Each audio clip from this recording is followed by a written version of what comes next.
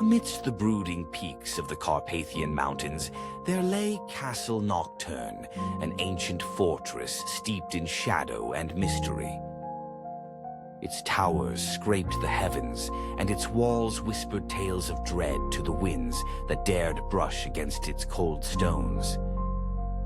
In its deepest dungeon, a forgotten chamber held secrets darker than the moonless night.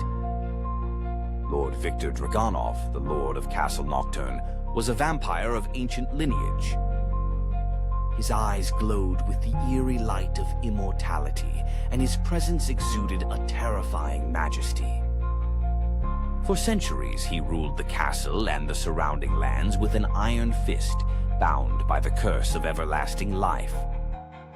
Victor, though a figure of grandeur, carried a savage hunger, quelling it with the blood of those unfortunate enough to cross his path. But Lord Dragonov was not alone in his vile reign. Hidden within the blackened heart of the castle, cloaked in an aura of malevolence, dwelled his sister, Lady Isolde. A sorceress of unimaginable power, Isolde wielded black magic with a mastery that sent shivers down the spines of the bravest. She too was bound by the curse of undeath, her beauty frozen in time like an exquisite statue of pure malice. It was said that Isolde's powers grew stronger under the shadow of the blood moon, a rare celestial event that turned the night sky to a menacing red. On such a night, the unwitting fool would be wise to stay away from the castle's silhouette against the horizon. One fateful night, a group of travelers, lost and weary, noticed the foreboding outline of Castle Nocturne through the murky mist. Seeking refuge, they ventured towards the monumental gates, oblivious to the terrors within.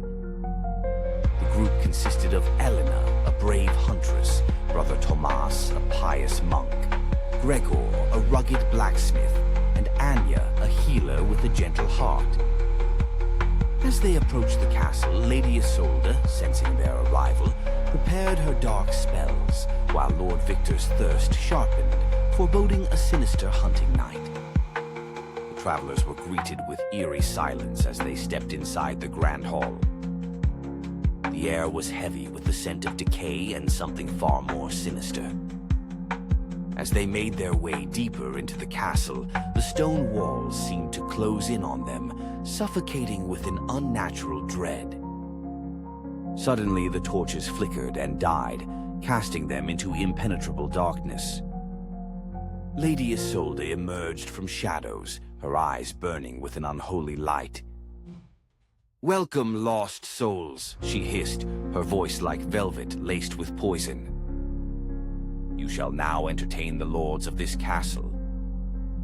Brother Thomas, summoning his faith, held out his crucifix, but Isolde only laughed, a sound like shattered glass. With a wave of her hand, she bound him in chains of shadow that tightened with every futile prayer. Gregor charged forward with his hammer, but Victor appeared from thin air, catching the weapon with a grip of iron. With monstrous strength, Victor threw Gregor across the room, rendering him unconscious upon impact. Elena, fierce and unyielding, loosed arrows from her silver-tipped bow, but they bounced harmlessly off Isolde's protective magic. Anya, trembling, closed her eyes and began chanting an ancient incantation taught to her by her grandmother.